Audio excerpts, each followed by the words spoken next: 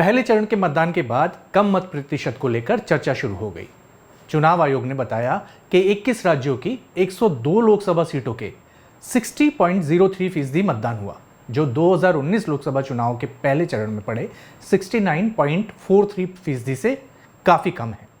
सबसे अधिक 79.90% मतदान त्रिपुरा में हुआ, जहां 2 लोकसभा सीटों पर से एक पर वोट पड़े। दूसरे नंबर पर 77.57% मतदान पश्चिम बंगाल में हुआ। यहां 42 में से 3 सीटों पर मतदान हुआ। पुडुचेरी, असम और मेघालय की 2 सीटों पर भी 70% से अधिक मतदान पड़ा। तमिलनाडु की सभी 39 लोकसभा सीटों पर 62.19% वोट पड़े। उत्तर प्रदेश में 57.61% वोट पड़े। छत्तीसगढ़ की नक्सल प्रभावित सीट पर 63.41% मतदान हुआ। सबसे कम मतदान बिहार में हुआ। यहां 40 सीटों में 4 सीटों पर वोट डाले गए और 47.49% ही मतदान हुआ। राजनीतिक दलों के लोग, चाहे वो सत्ता पक्ष के हों या फिर विपक्ष के लोग, इसे अपने पक्ष में मतदान बता रहे हैं और उनके अपने विश्लेषण भी है।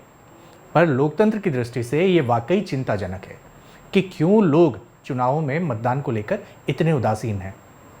आज़ादी के 77 साल बाद भी अब तक भारत में 70% वोट नहीं पड़े। 2019 में सबसे अधिक मतदान का रिकॉर्ड बना था, जो 67.36% था।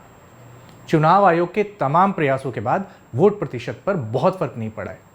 अगर हम देखें तो 1967 में आम चुनाव में 61.33% ही वोट डाला था और वहीं 2019 में यह आंकड़ा 67.36% पर पहुंचा है।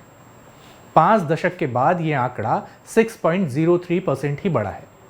राजनीतिक जानकार बताते हैं कि इसके कई पक्ष हैं। एक पक्ष कि शहरी क्षेत्रों में मतदान को लेकर ज़्यादा उदासीनता रहती है।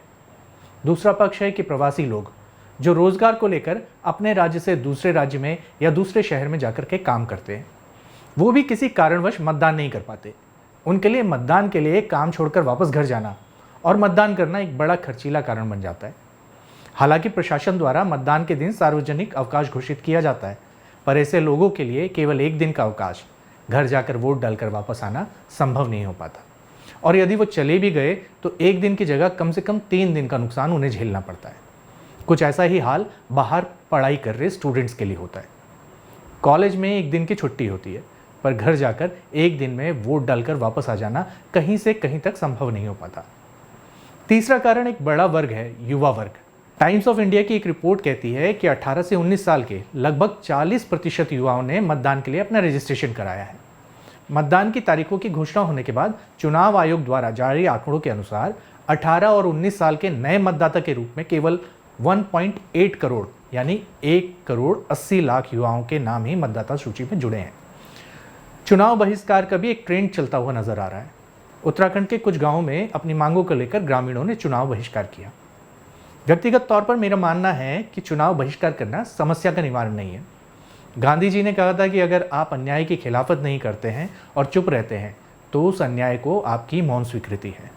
यहाँ भी आप चुनाव बहिष्कार कर अपनी मांगों को लेकर विरोध नहीं कर रहे हैं, बल्कि मत ना देकर या वोट ना देकर चुनाव बहिष्कार करके चुप रह रहे हैं।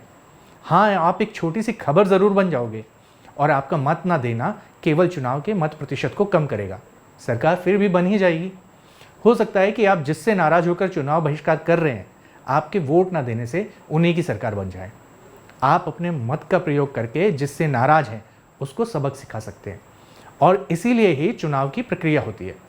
आपको लगता है कि आपकी बात नहीं सुनी जा रही तो 5 साल बाद आप चुनाव के माध्यम से अपनी बात सुना सकते हैं। खैर, विरोध करना सबका लोकतांत्रिक अधिकार है। वहीं चुनावी गणितज्ञों का भी अलग अलग मत है। कुछ कहा करते थे कि कम मतदान का मतलब है कि लोग सत्ता पक्ष से नाराज नहीं हैं, ऐसे में सरकार वापस आने की संभावना रहती है। और ज़्यादा मतदान का मतलब होता है कि लोग सरकार से नाराज हैं और सरकार के खिलाफ बढ़ चढ़कर मतदान करते हैं। पर यह कोई मैथमेटिकल थ्योरी तो है नहीं जो हमेशा ही सही हो। 2014 में 2009 के मुकाबले ज़्यादा मतदान हुआ था और सरकार बदल गई थी। यहाँ तो ये थ्योरी सही साबित होती है। पर वहीं 2019 में 2014 के मुकाबले ज़्यादा मतदान हुआ था और सत्ता बरकरार रही थी, तो यहाँ पर यह थ्योरी फेल होती नजर आती है। मतदान प्रतिशत में गिरावट से सरकार भी बदलती रही है, ऐसा पिछले 12 में से 5 चुनावों में देखा गया है। जब जब मतदान प्रतिशत में कमी हुई है, 4 बार सरकार बदल गई है, वहीं एक बार सत्ताधारी दल की वापसी हुई है। 1980 के चुनाव में मतदान प्रतिशत में गिरावट हुई और जनता पार्टी की सरकार सत्ता से हट गई। जनता पार्टी की जगह कांग्रेस की सरकार बन गई। वहीं 1989 में एक बार फिर मत प्रतिशत में गिरावट दर्ज की गई और कांग्रेस की सरकार चली गई। विश्वनाथ प्रताप सिंह के नेतृत्व में केंद्र सरकार बनी। 1991 में एक बार फिर मतदान में गिरावट हुई और केंद्र में कांग्रेस की वापसी हो गई। 1999 में मतदान में गिरावट हुई लेकिन सत्ता में परिवर्तन नहीं हुआ। वहीं 2004 में एक बार फिर मतदान में गिरावट का फायदा विपक्षी दलों को मिला। राष्ट्रीय राजनीति में मोदी युग के उदय के बाद वोट प्रतिशत में लगातार बढ़ोतरी देखने को मिली थी। 2014 और 2019 में मत प्रतिशत अच्छे रहे थे। लोगों ने मोदी के नाम पर बढ़ चढ़कर मतदान किया था। इस बार का चुनाव भी मोदी के नाम पर ही लड़ा जा रहा है। राम मंदिर का बन जाना, धारा 370 को हटाना, भ्रष्टाचार के खिलाफ मोदी की जंग, मोदी की गारंटी जैसी बातों से भाजपा आक्रामक प्रचार में लगी हुई है और इन सब के कारण ही भाजपा ने अपने लिए एक बड़ा लक्ष्य अब की बार 400 पार तय कर लिया था। पर पहले चरण में कम मतदान भाजपा के माथे पर चिंता की लकीरें जरूर ले आया है।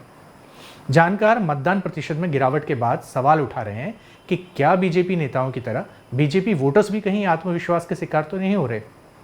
क्या बीजेपी के वोटर्स मतदान केंद्र तक नहीं पहुंचे?